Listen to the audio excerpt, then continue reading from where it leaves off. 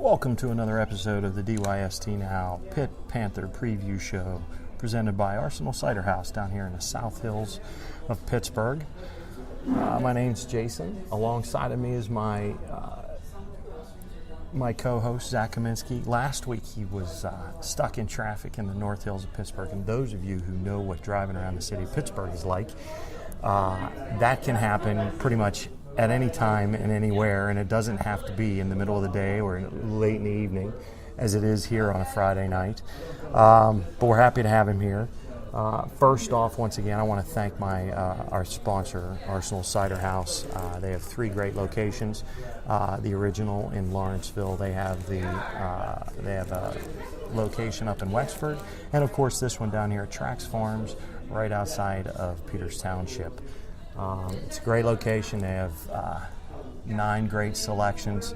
I went home last week with a Grierson's Ginger, and I can tell you it didn't last very long, that bottle. And this week they have a Concord that I tried, and we're going to talk about it later, and it is unbelievable. And when you come in, please ask for the sorbet. I can't emphasize enough, sorbet. You can have your ice cream and cake and alcohol and eat it too. Getting back to the fun stuff now. Last week was Penn State week, as we talked.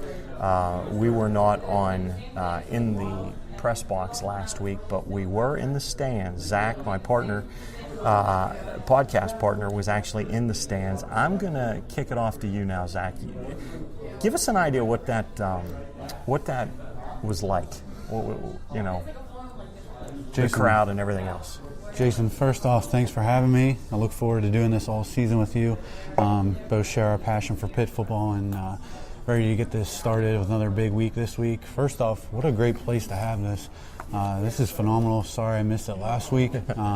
Stuck in some traffic up in the North Hills, but this is great. I got sitting here talking Pitt football, drinking some hard cider, and you are right. Drinking this sorbet is delicious. So, again, I look forward to doing this. And like you said, let's get to the Pitt football talk here. First off, last week's game, hard game to swallow. I was there, took a bus trip up with about 40 other Penn State fans. Me and my brother-in-law were one of a few Pitt fans that took the bus trip up. Got there around 1 o'clock, tailgated for a little bit, right, and then headed into the game. Actually, surprisingly, there was good bit of Pitt fans there. Not like Penn State took over Heinz Field last year, but no gunshots or anything. No, there like was that. not. But there was actually quite a bit. Obviously, I'm in the upper tiers of the stadium, Beaver Stadium, but yep. It was a great overall experience.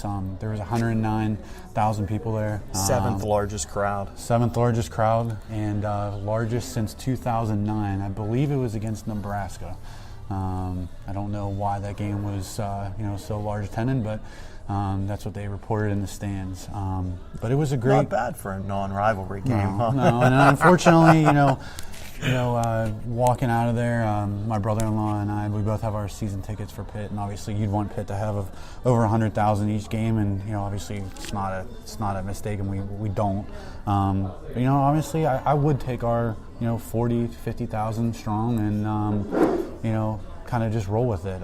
It was a great experience. It's my second time being there. I went there about 3-4 years ago when they played Ohio State and they took them into overtime. It was a night game whiteout, but this past Saturday it was a unofficial whiteout with the crowd, and didn't have any problems with any Penn State fans. They actually were very accommodating, wanted us to have a good experience. And two things that I've really noticed between the fans was how much they talk about the atmosphere there, and ask, isn't this amazing? Yeah. Isn't this great? Yeah. And it's like, I talked to my brother-in-law and I said, are we here to watch the game, or are we here to actually talk about just the crowd? Right. I mean, it is remarkable, don't get me wrong. I mean, right. But it's not, I wouldn't say it was overly loud. Right. As I said, it was a great experience, and you are sitting shoulder to shoulder next to people, and right. Not much wiggle room for any comfort must say. But obviously Pitt they came out on the losing end, 33-14. I think Pitt actually played pretty well. It wasn't a runaway and hide kind of game. It was not. Regardless who says what. Yeah. It was not. You have Penn State fans that say they could have went and they could have drove us into the ground, ramped the score. I don't see that. I don't see it either. I honestly think that Pitt came to play. It's weird saying that, as they did end up losing the game by 19 points. Obviously, Penn State did not cover the 21. Yeah, but the 5 points at the end was a giveaway. It was. I mean that was the safety and the field goal that they ended up giving away to them was a little bit of a hammy. I did think that, like I said, Pitt did play well. I was not overly impressed with the number 4 team in the nation, now 5, Penn State Nittany Lions. I thought they were either they didn't come to play, or from sitting in the stands, their game plan was not very well executed. If you would have told me going into the game that Saquon Barkley would have been held for under 100, Quadri Olson would have outran him. Trace McSorley would have thrown for under 200 yards. I would have thought that Pitt would have won by 7 or 10 points, to be honest. The defense did what they had to do. Yeah, the defense definitely showed up. They definitely did what they had to do. I thought the defensive game plan was very well executed from an X's and O's standpoint. When you don't hear about our DBs factoring into the game, you would have to assume that Pitt came to play. I didn't see enough pressure from the defense, the defensive line. I thought that's still kind of a question mark. Yep. But I think that the linebacker play and the defensive backs kind of quieted them. I don't know why, from standing from the crowd, I don't know why Penn State decided to try to pass and they didn't really give Barkley the ball as much as we had thought. Tight end for Penn State he's the real deal. Yeah. It's a kid that you would think that, Jesse James, the Steelers drafted him from Penn State. You would hope that maybe the Steelers could phone that as, Jesse James produced this week for the Steelers, but, could become a question mark down the road for the Steelers. Right. I don't know. That was just kind of my thought. Right. I thought the quarterback play was kind of suspect again. We don't really know what you don't know what you have with Max right now. We really don't know what we have with Max right now, and that's the one question mark I took from the game, because the first interception was it was an overthrow, but I think it was a misplay by Henderson. He didn't jump. All he had to do was jump, and he could have caught the ball. I sat there and I wondered the same exact thing. I was wondering what in the world was he doing. Quadri Olson is an All-American player. We know that. Right. Didn't seem like he really either ran the right route. Right. It looked like to me that Max Brown had put the ball where it was supposed to be. It was exactly where it was supposed to be. There was nobody behind him. Right. The announcers talked about it, because I watched it. You were there, but when I was watching it, the announcers talked about how, Henderson held up because he thought it was intended for somebody behind him. There was nobody. No, there was nobody behind him. There was nobody deep. No. He was the deep man. It All looked he had like to do either was he was out, it. he either ran the route short, cut his break off short, or was kind of just caught in no man's land. And the cutting the break off, running the route short is exactly what Coach Narduzzi insinuated whenever they had the press conference on Monday and again on Thursday. And that's exactly what it sounded like. But right there, though, you're on the road. You get the ball, I do believe, first. They got the ball first. They're driving somewhat. And then you hand the ball to them, and they return it, 30-some yards to get down to the 5-yard line. Right there, it's kind of like you're spotting them 7 points that you did not need. It's exactly on the road. right. Those are mistakes that we just, that Pitt cannot afford, especially with this offense that is very suspect to start the season. Right. We don't know what we're going to get out of them. And right there was just a bad start to the game. Right. Whenever you got to, speaking of quarterbacks, whenever you got to see DiNucci, what was your opinion of him? First thoughts, ever since they recruited him, I've been kind of suspect about him, to be honest. He's got great wheels, though. He has great wheels. He's a great running quarterback. He's very mobile. Yep. I don't know what kind of arm he has. I saw him when he was at Pine Richland down the road, and he was the Gatorade, Player of the Year in Pennsylvania. I do believe that is correct. never really thought that he would see the field at Pitt. I thought that he would be a great, second, third option. He'd always be a career backup. That's basically what I thought of him. Going into last week, whenever I saw him on the field, I immediately thought that Max Brown was hurt, that they weren't just trying to, change a pace. I didn't see Max Brown's helmet fly off. Yeah. I missed that. So I thought they were just bringing him in for something, or it was one of those, your helmet flew off and you had to come out and play. He did look very comfortable in there. Surprisingly comfortable. Yeah. He is a redshirt sophomore. Yeah. I thought that he was very comfortable in there running that offense. He does give Pitt an element that might be lacking from Max Brown and not having the wheels that. There is no might. Nate Peterman wasn't fast, but he could run. Yeah, he could run. Still run. He was sneaky fast. Right. Max Brown is a Dan Marino without the arm. Right, and and you're exactly right. He's a statue. He is a statue. I didn't think going in when he was coming here that he was going to be that non-factor in the running game. Right. Through 2 games, and again, it is 2 games. But he is a statue back there. He doesn't want to run. I think that's more or less of it. He has no desire to run. Right. But DiNucci, he did look. He looked like he came on the field with something to prove. Exactly. Whether it's a chip on his shoulder from losing the quarterback battle in the training camp, and he thought the job was his, and I just don't know about his arm. He looks like a quarterback that you could sprinkle in there every now and then. Right. I don't know about leading this team forward. And the last drive of the game, I liked what I saw from him. Now that. And we'll get into play calling just a touch in a little bit, but the last drive, what I saw from him, other than what he did on 4th down, which wasn't his fault, there was nobody open. No. He just ran around trying to find something. He ran around trying to make a play. Right. It was. And it didn't matter at that point. They were trying to keep it. They were trying to keep Pitt off the board. He was trying to put 7 more on the board. Yeah. And he was determined when he came in when he scored the touchdown run. Definitely a positive sign. Definitely had a will and a determination to get the ball in the end zone. Try to help his team out as much as possible. He is a winner. He comes from Pine Richland. They're a proven winner. And maybe that's what this team needs. They need a winner at quarterback, and he might be the guy. Sprinkle him in there. Obviously, Narduzzi said that Max is the guy. Said that yesterday on the radio show that Max Brown is his guy going forward, and even DiNucci has said that this is Max Brown's team. I had thought maybe during the Penn State game, and you could chime in on this, but maybe with the defense that Penn State was throwing them, that you needed a guy like that. Mm-hmm. You needed a guy that had a little bit of mobility that could change it up and shake up the defense, and especially with running the shuffle pass. That has worked so well for Pitt over the last year and 2 games that it's like no one can stop it. I know.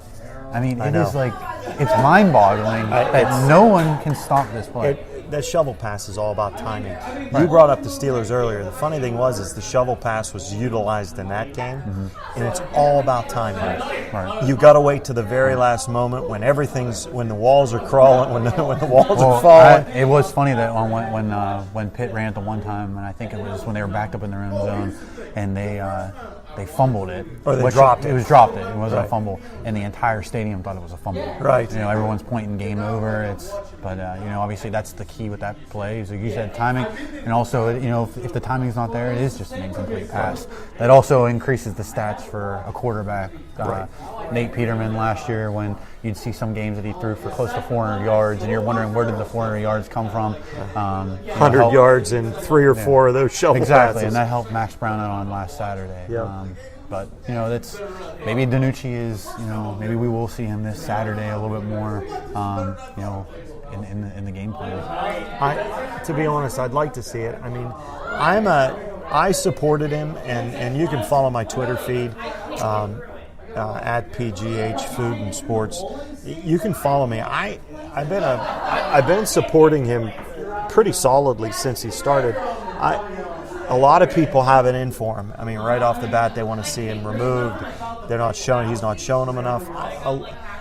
The first interception, I don't think was his fault, and the second interception certainly wasn't his fault.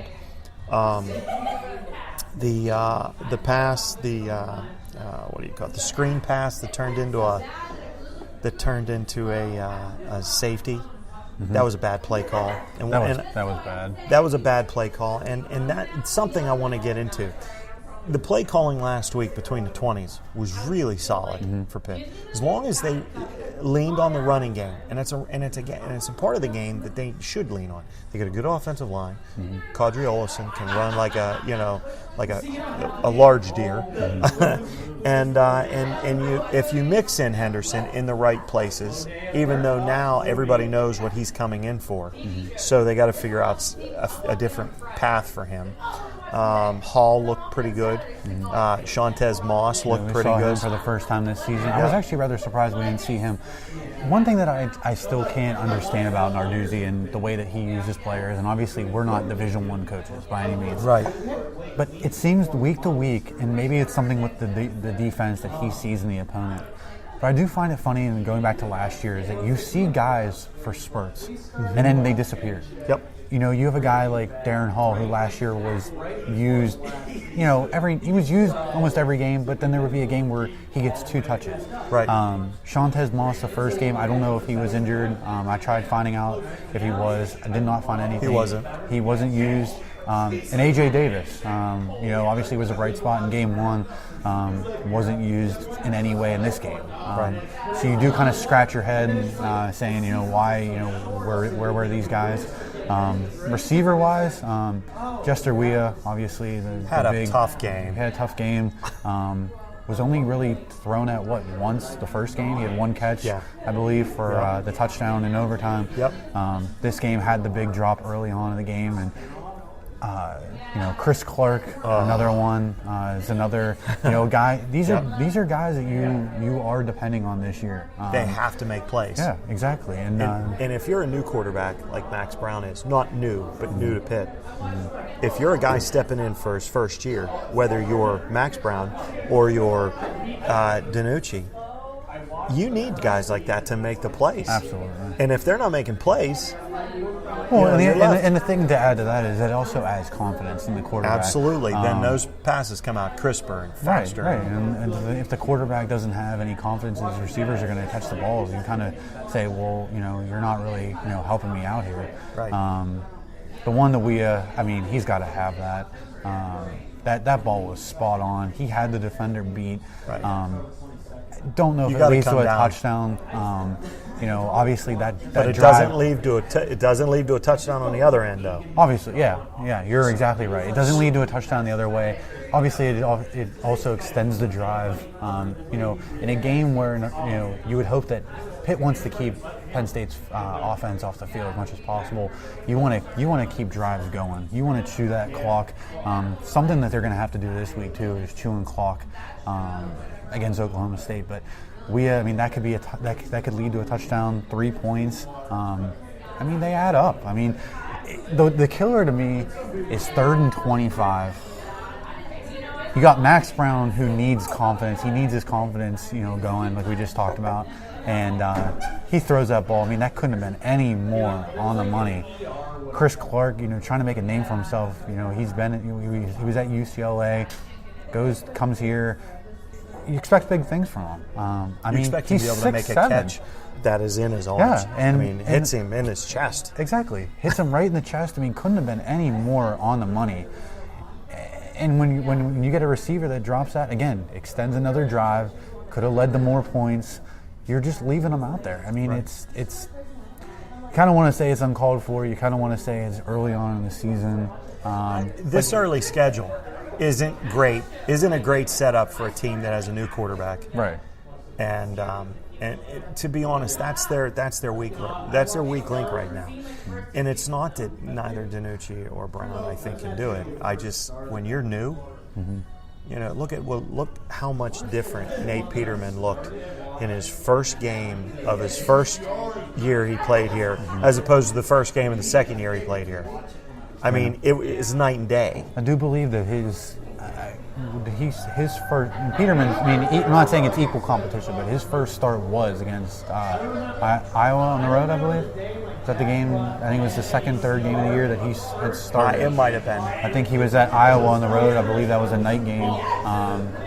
He fared well, but you're exactly right. You need catches like that, I mean, help the quarterback, especially early on in this season. And I mean, I know you're on the road, but just plays that need to be made at this level. Absolutely. I'm sure Chris Clark sat there and was kind of obviously mad at himself. He didn't help the quarterback, but in the interviews after the game, they were clearly all upset, and they knew they left a lot out there. And that's the thing. I mean, people are already calling for DiNucci, and Max Brown isn't the guy. I mean, honestly, it's been 2 games.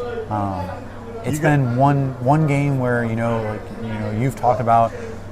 You talked about last week is that they were vanilla on offense. Not much to. He wasn't asked to do much. Wasn't asked to do much. Wasn't much to work on. Right. They kept it plain and simple. The other thing is in this game, I mean, like you said, you're on the road, but we need to start seeing something out of him. And this is his team. Mm-hmm. I don't think in this game that he played particularly bad.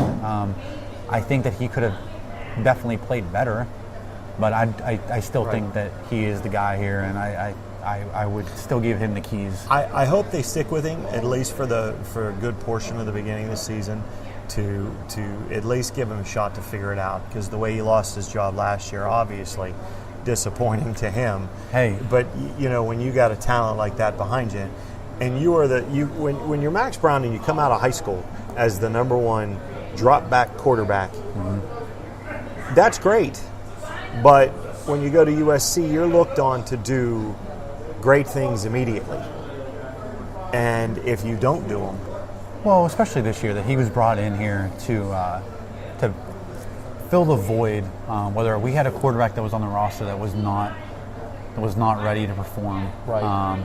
And Narduzzi was in win now mode. I mean, this is year 3 of his reign here at Pitt, and he wanted a guy that he thought that could come in here for a year and win. I mean, you have a guy that's from USC. Right.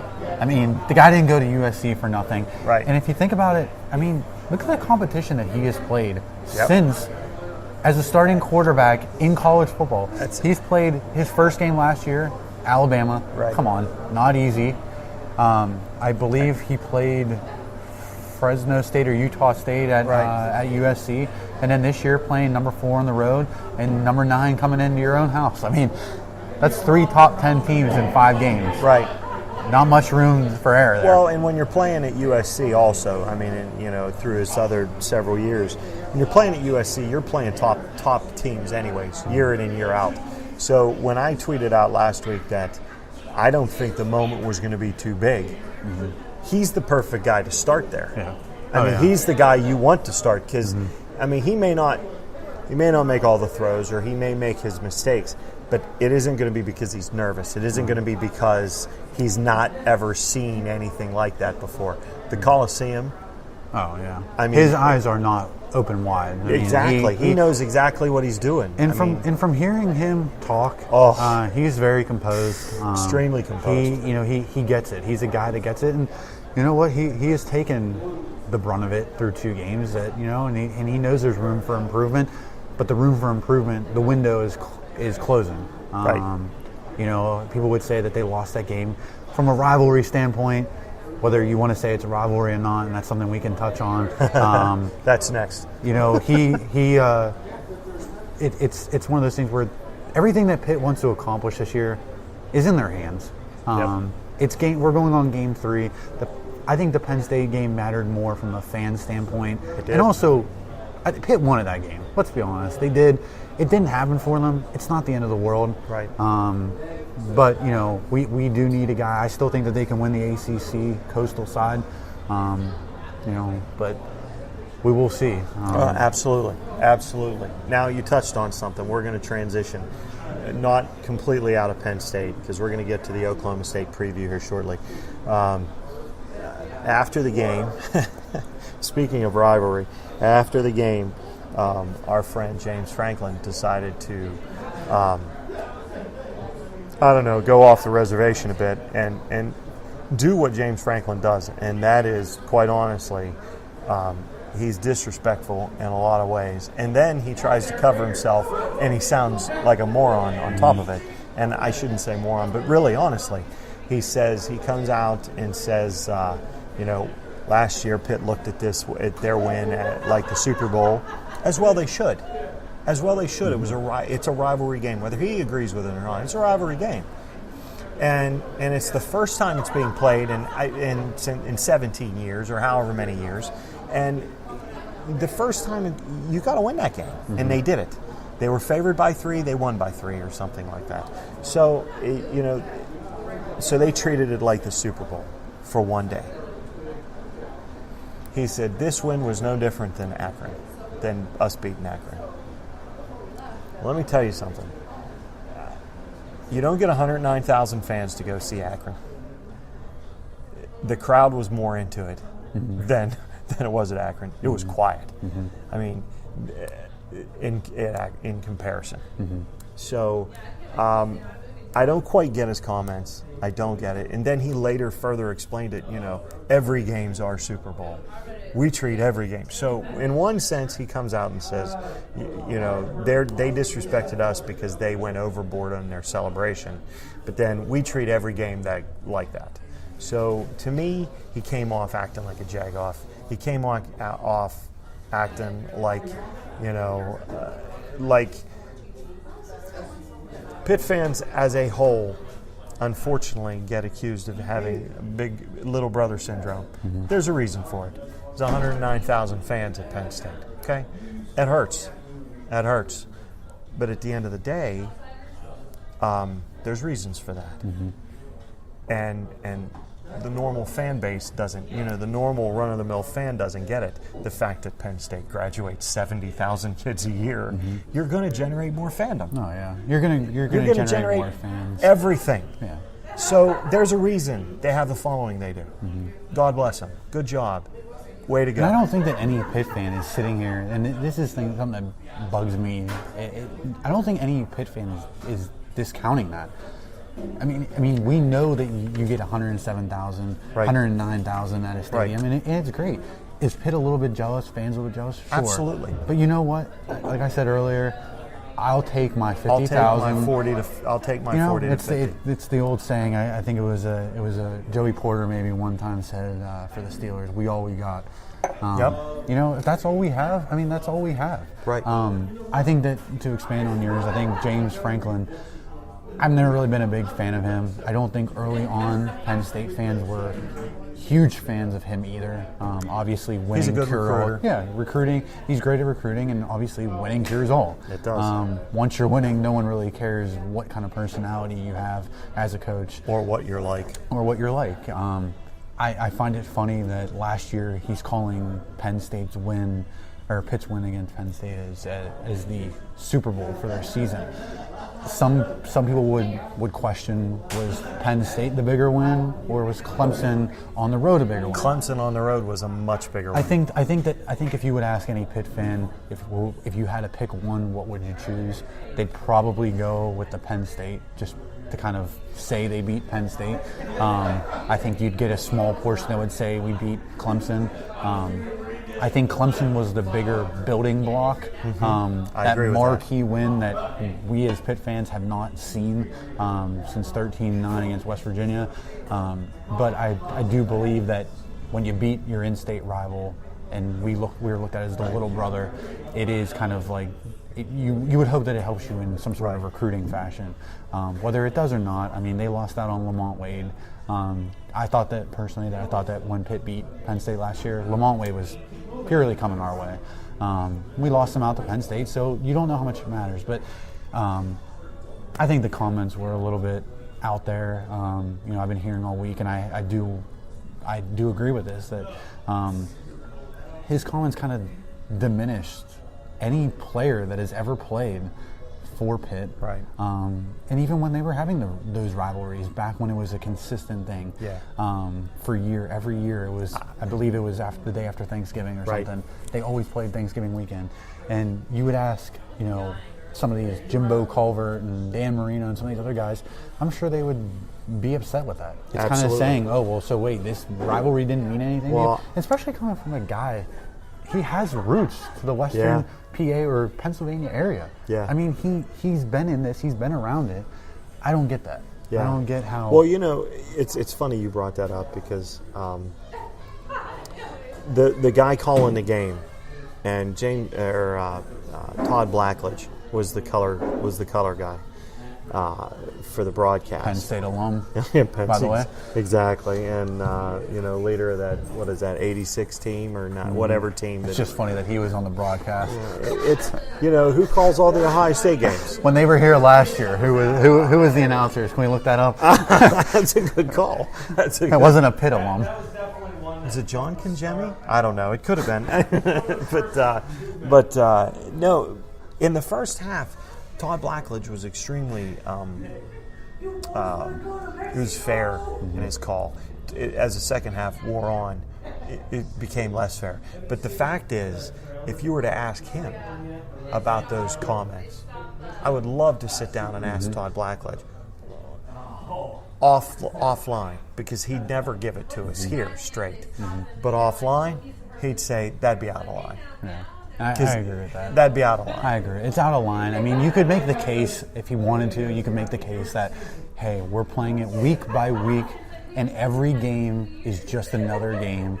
And nobody's saying that that's not correct. Right, and no one would have a problem with that. But when you go out of your way after the game and you throw the dig in there and say, this is as big as Akron. I mean, this week they're playing Georgia State. Right. What kills me is that, after the game, you go on social media and you read all these comments about the game, and you have people who are, pro Pitt, pro Penn State, and it's just, I mean, I understand a Penn State person may have said, "Oh, that was perfectly in line," and a Penn State or a Pitt fan is going to be against it. Right. And it's just one of those things where I just find it very arrogant. Coming from the guy who, 2 different examples last year, complained over the moon about clapping on the Pitt defense and saying that was uncalled for. It's screwing up timing, or that's illegal. Whatever he wanted to say. He's coming out in his press conference after the game complaining about that. Right. And then when they beat Ohio State last year, what did he do? He sat there and told, in his post-game thing, I told the guys, my team, to enjoy this one, to go out, be safe tonight, but enjoy this one. And, as an exclamation point, turn up the music a little bit louder in the locker room. I mean, is that just another game? Absolutely. You beat Ohio State. Yep. I believe it was at your own house. Okay, great. I get it. Big win. It was a big win. And you know what? That may have spurred their season, got them into the Big Ten championship game. But it's just, you didn't care about it then. Don't act like you're all business now. Absolutely. Absolutely. That's just, If you want to act like you've been there, act like you've been there. And I'm all for celebration. Yep. I'm all for sticking it to your opponent. Yeah. I get it. You want to hit a home run, you want to pimp it, I get it. Yep. Trace McSorley, I was waiting, actually, and I didn't get to see it. And I may have missed it. I was waiting for his celebration when he throws the touchdown pass and does the home run swing. I missed it. He did it. I wanted to see it, but I missed it. I don't have a problem with it. But don't do the dig. Don't throw it on and then say this game doesn't matter and this rivalry doesn't matter when it is. And like you said, you don't get 107,000 for Akron. And this week, I wish we were going, because I'd love to see the crowd and I'd love to see the buzz, because you can't tell me that there's going to be any sort of buzz in that place. That upper end zone for the Akron game was dead empty for him. Was dead empty. And I think that's where all the Pitt fans sat this past week. That's where they threw the student section, actually. There was, where my tailgate was, there was two buses full of, or maybe 3 of Pitt students who came off. And, this was good to see. Pitt obviously got them to the game, but I did see from the Pitt student section, they tweeted that they were, thanks for the seats, they were up in the nosebleeds, up in the upper hand corner, so. At least they got to go. Yeah, at least they were there. At least they showed support. Obviously, Pitt needs that support this week. They need it bad. Absolutely. Field. And they bring it, in that first game against Youngstown State, which I predicted. Yeah, the student section, I even said to my brother-in-law that we were with, I said they were even up in the upper deck. Absolutely. Student section. But kills me, they go to Youngstown State, but then they won't show up for Miami at the end of the season, Well, it's because it meant nothing. Yeah, that's true. It meant nothing. Like before we transitioned to Oklahoma State, everybody, and I hate doing this. So the flagship station of the Panthers is the Fan, and I think they do an absolute horrible job in promoting that product because there's too many guys on that are on the air there that have other gigs that their job is to be neutral. You know what I'm saying? Whereas if you're a flagship station, go out to Columbus and listen to the radio station that covers the Buckeyes. You don't hear negativity. No. You don't hear it. Whether they're winning or losing, you don't hear it. I think that, I think our local, I think they need to do a better job of promoting the Pitt football team. I think they also needed to have a little bit more, not fandom, but it needs to be a little bit more knowledge. Pro Pitt, right? As opposed to I was surprised though the last week and a half there seems to be a lot of Pitt talk. Whether it was just for the Pitt Penn State. I have heard this week Oklahoma State talk. Right. But one other thing, I don't want to get off topic, but I did want to ask you, what did you think, speaking of Columbus, of the Baker Mayfield sticking the flag in the Well, block Ohio out? State did something the same the previous year, so I have no problem with it. You know what? Here's the deal: is it disrespectful? Absolutely, it is. But when you are, that's number whatever top 5. It was 2 versus 5 at the time, right? So you got 2 teams in the top 10, top 5. I never agree with anything that Booger McFarlane ever says, or whatever his last name is from ESPN. Never. But you know how you beat that? Beat him. Oh, yeah. And you avoid that. But the problem is they came up they played poorly. Yeah. J.T. Barrett is not what he used to be. Well, he doesn't have the team. No. He doesn't have that talent surrounding him like he did several years ago when he showed himself to be really impressive. Right. So you're not going to get that same result. You're not. And he can't do it by himself. He's not that good. He can't do it himself. I didn't have any problem with it. It was one of those things, if Ohio State had done something in Norman, go ahead. You beat them on the road in their house. Go ahead and do it back. He did come out and apologize, but I don't really think the apology was needed. No. He was. It's a college kid that's excited about being number 2 in the stakes of the game, being for a potential. They both have national championship dreams. Right. So you know what? I don't have a problem with it. Right. You know what? Beat them. You waxed them. Yep. You beat them up pretty good. Yep. Whatever. Remember Tyler Palko being interviewed after one of the greatest Pitt things ever. Beating Notre Dame, and he drops the F-bomb on national television. But you know something? It didn't matter because in the spur of the moment, it was perfect. It was. It was perfect. It was. Because it was raw emotion. It's exactly right. It's exactly what it is. In putting that flag in there, that's what that is. Yeah, it's raw emotion. And honestly, this is why I've started to like college football more. Oh. Because, like you said before we started the show, you talked about the pageantry and the tradition. That's what it is. Yep. I mean, it's a way of life. Yep. I mean, these kids have 4 years at it. They're not playing for money. They're playing to get drafted. Totally I get agree. it. But it's raw emotion. Did Palco mean to say that? No. Did he say it? Yeah, absolutely. And you know what? If he had to do it, he wouldn't take any of that back. That's right. And you wouldn't ask him to No, either. wouldn't ask him to. All right. I'd ask him to do it again. Great time to transition.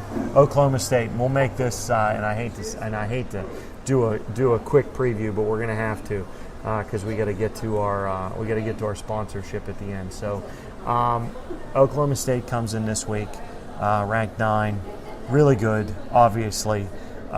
You know what they bring with their quarterback and their wide receiver. You know their offense is going to score 145 million points because that's what they do. They also give up 145 million points because that's what the Big 12 does. Mm-hmm. That is I call it the no defense conference. Watch them shut Pitt out. But the point is, as a whole, that's not something. Defense isn't something the Big 12's known for. So, what do you see this week? I see a quarterback, a very talented quarterback. God, it seems like he's been their starter for years. He started in '92. Yeah, he started before I was born. It seems like he's been there way too long. Which is something that you want Pitt to get. Right. You want Pitt to develop a quarterback who isn't a grad transfer for 1 year. you want to have a quarterback who's going to be a quarterback for 2-3 years. It's hard to get a 4-year starter. Absolutely. Let's be honest. You want Sean Miller. Yeah. You want Sean Miller. Yeah, you do. I want a point guard that's going to be there 14 years. That's what I want. Yeah. You want someone who's going to be there forever. Right. Provide some stability. He's done that. He's 6'5" plus. Has the tools to be an NFL quarterback. Heard some things around this week that he might be probably going to be the first pro-style quarterback to go in the draft coming up. Would love to see the Steelers bounce up, trade up and get him as that bench would replacement. be tremendous. I think he is that guy. I agree with that. He has the body. He has the arm. You got a receiver in Washington who is nearly unstoppable. Yep. He is another first-round guy, maybe the first wide receiver off the board. Yep. It's going to be a stiff test. You want to have your Pitt goggles on. You want to think that they can do it. I honestly think they can, just because of the fact that they're at home. I think that home matters. I think the home matters. You're not on that turf down there in Stillwater. The other thing is that, last year, Pitt's offense, yes, they had gone into that game beating Penn State, but we didn't know what Penn State was at that point. Right. They went in there, they weathered the thunderstorm that was, if you do remember that. Yes. Controversy felt like it was a 6-hour game. It was. But, they hung with them. They had the ball. They had the ball. Yeah, you're right. They had the ball at the end. They had a chance. And, I keep saying my brother-in-law, he's just as big a Pitt fan as me and you were. Maybe he can, come here once with us. But he always preaches to me that just get it to one score. Yeah. If the game is one score, anything can happen. Absolutely. An interception, a fumble, That's exactly whatever. Right. I do see that being a mismatch. Avonte Maddox, 2 games, I get it, has been surprisingly better this year. I'm guessing that I don't think he was great in game 1, but game 2 or against Penn State, he was all. He hasn't cost you a game.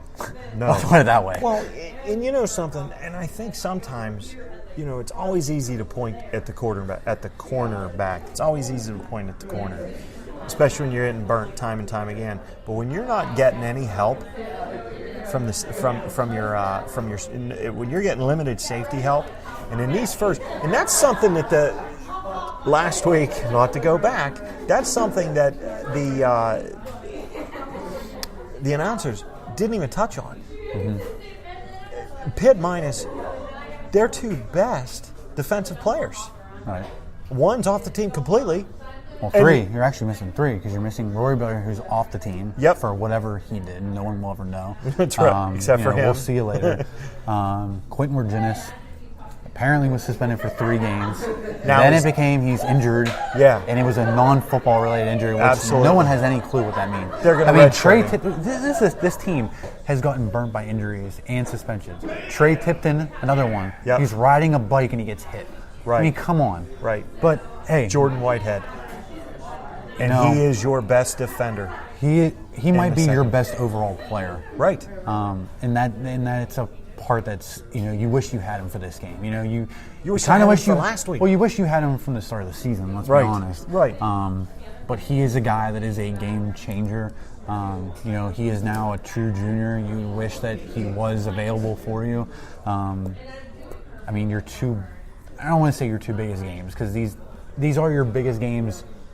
Yet you don't know what's going to happen in the ACC and what's going to unravel. Right. That game on a Thursday night against UNC, Miami, Virginia Tech, those might be your biggest games for Pitt's goals.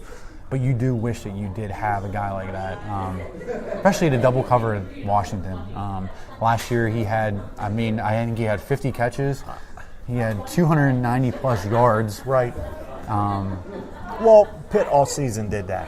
Yeah. All season they gave up ridiculous numbers. Mm-hmm. Certain guys just would get ridiculous numbers. And Dane Jackson and Avonte Maddox had said this week that they've kind of done more drills to Well, in something, in going back to play calling, Coach Narduzzi has always talked. He sticks to his guns. He sticks to his game plan. He does not veer, and he absolutely is all about single coverage with with maybe some help back there, limited help, but that help stays really close to the line to block, to control the running game.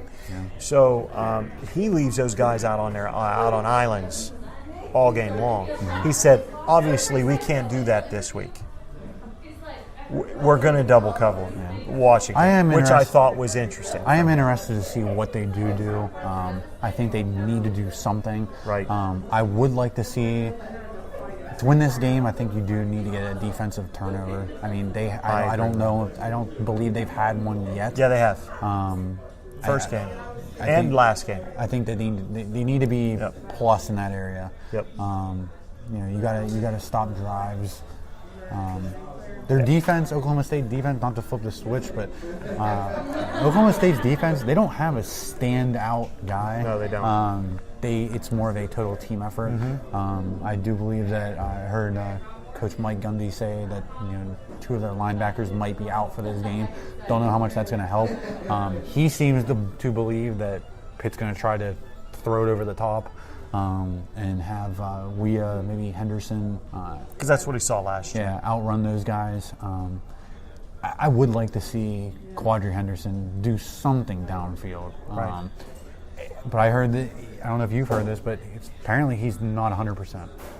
Right. That's what I heard yesterday from Coach. Don't know what that injury is. Nope, they're not. And just like in hockey, injuries in college, and I don't know if it's every college. I just know at the University of Pittsburgh, every press conference that I've been to, and every time you listen to his press conferences, there is just that you don't get information like that. They don't tell you that. No. And I mean, I would like to see him do something more. The other one that I would really like to start seeing get involved more, and he's not a freshman anymore, is Aaron Matthews. Aaron Matthews has all the talent in the world to be able to do it. He's fast. I totally agree with you. He's tall. Yep. I don't get it. I mean, I always see him out there. He's always blocking. He's a total team guy, but he's blocking or he's running short routes. Right. I thought when he was at Clairton, I thought that he'd be a guy that could stretch the field. I hope that he can become that guy. Oh, I think he can. For me, it's all about play calling. And so far this season, I haven't seen as disappointed as most people are with Max Brown, is as disappointed as I have been with the play calling from the offensive side of the ball. I don't think they open things up enough. I don't think they throw downfield enough. They have guys that can stretch the field. Aaron Matthews, you mentioned. Jester Weah. There isn't any reason. There is the nation in 25-yard plus touchdowns. There is very few people in the country that can cover him. Mm-hmm. Penn State couldn't do it, but they chose not to throw to him. Right. That's a choice. Right. That is a choice you make, and that's a choice you make sometimes because you got to control the ball because you're afraid to give up another quick score or whatever it is you're doing, down 14-0 or whatever. Sometimes, that dictates how you play. Right. And what kind of game you call. Well, you would think, though, that with the weapons, and I'm not saying Pitt is Alabama. No, I'm not saying that they're Clemson. I totally get where you're But going. Here's my problem, and this is something that I think needs to happen in the weeks going forward, is that you have weapons at receiver, you have weapons at running back. I mean, you have a plethora of running back, let's be honest. You do. And the other thing is that in the first 2 games, we have seen this offense stall in the red zone. The red zone offense has been terrible. Last year, they weren't settling for 3 points. They were getting 7 consistently. Yeah. And one thing that I think that we need to start seeing is you have tight ends that are 6'7" and that need to be used every week and that need to be your go-to thing. Penn State, Gesicki is not. I don't know if he's 6'7" or how tall he is. He's 6'7". He's a big dude, okay? And they use him the way that he's supposed to be used. Correct. Chris Clark, I know you haven't played football in a year and a half. Doesn't matter. 2 years, but he's a target. The Flanagan kid I've actually been relatively surprised with. I think that he's actually could be a very good player for Pitt this year. Yep. Made a great catch against Youngstown State. Yep. So we will see what they have to offer. But I think that they need to be more targets. Running the jet sweep in the red zone consistently is not going to cut it. Not going to cut it. No, it's not. Predictions. I've been thinking about this all week, Jason. I just think that I haven't seen enough from Pitt to the first 2 games. I think this week we do start to see that. I have written here, Oklahoma State's 2-0. Okay, they have wins over Tulsa and Southern Alabama, South Alabama. They haven't really played anyone They played yet. no one. This is an early start for them. It's an 11 a.m. start. Their time. Mike Gundy is all gung-ho about it because you get to start football earlier on Saturday. I get it. But it is an early start on the road. They were on the road last week too. I see Pitt coming away with this. I know this point spread's 14. I think they're going to have a good win at home. I don't know when the last time they had a marquee, besides Penn State last year, what their last marquee win. I think it was against Notre Dame a few years ago. I'm going to go 38-35. They're not going to score less than 35, Oklahoma State. I think they will. I think it's 34-29. Fair enough. And the only reason I think that is because I think it's going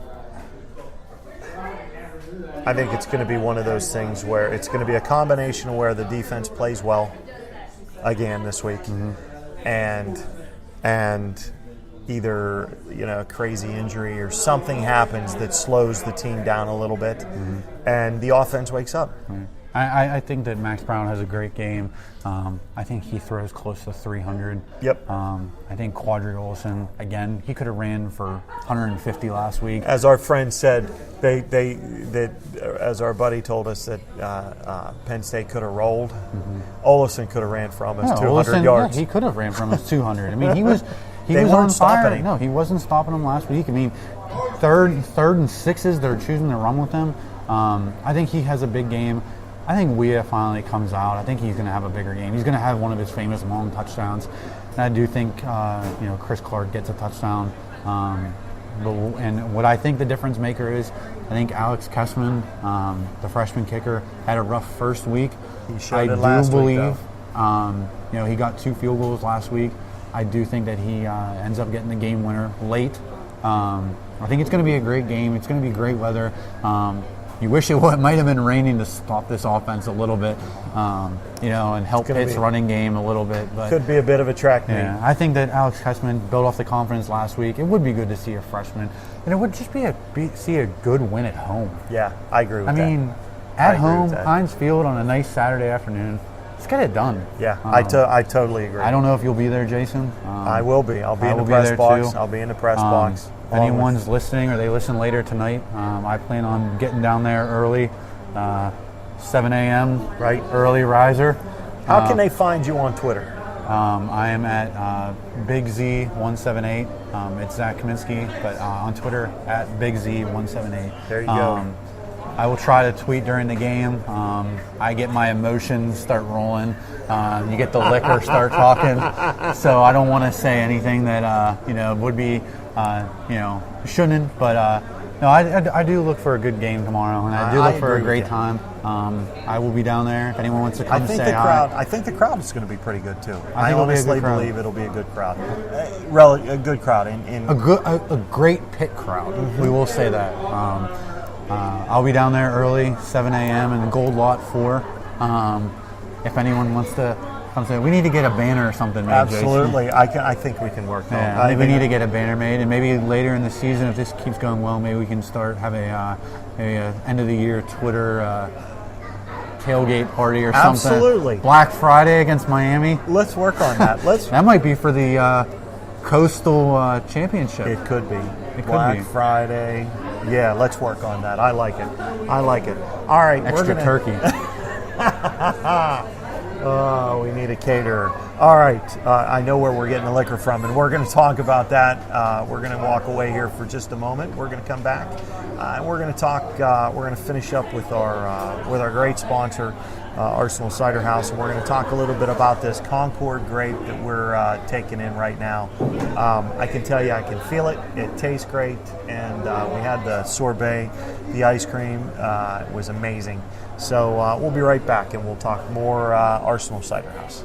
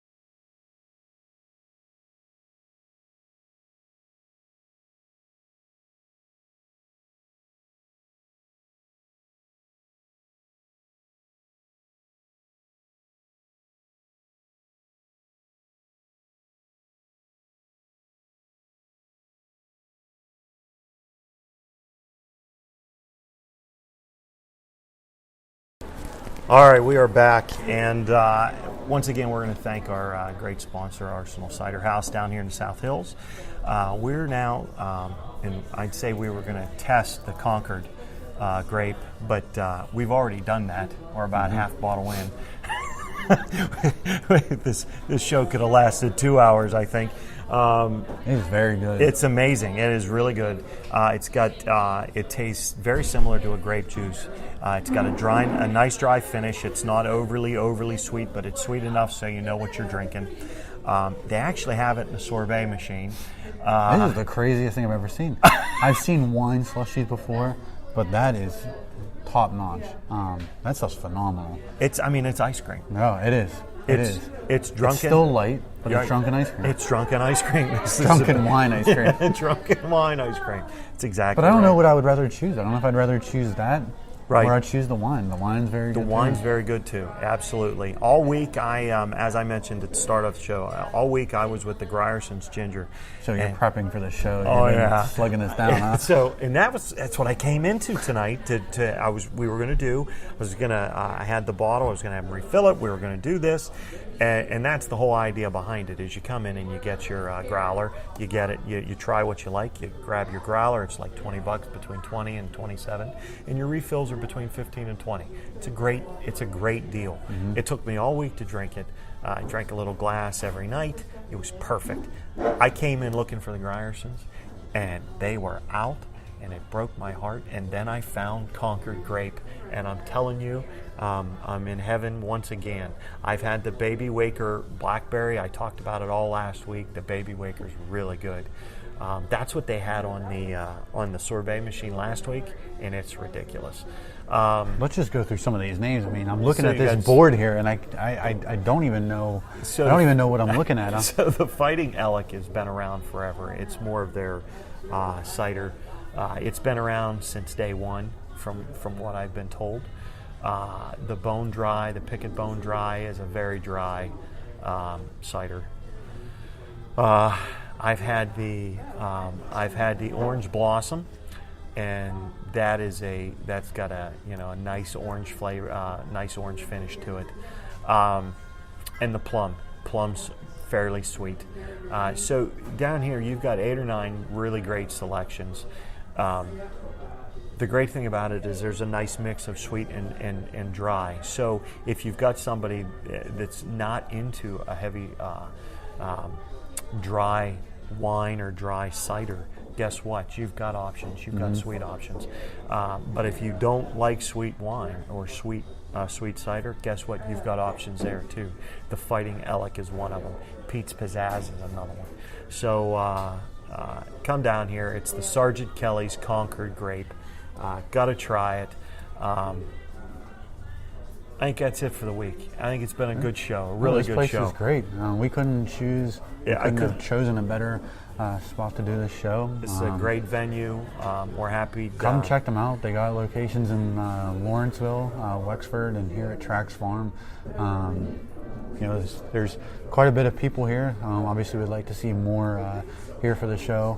And we will as the weeks go on. Next Friday, 6 p.m. Be here for the Arsenal Cider House Pitt preview show. And for Jason Avelka, I'd like to thank Zack for coming in this week, and you'll be here each and every week going forward as we talk Pitt football, yes, sir. And then on into the basketball season when we lead into that. Yes, sir. Have a great week, and we'll see you next week. Hail to Pitt. We'll see you next week. Hail to Pitt.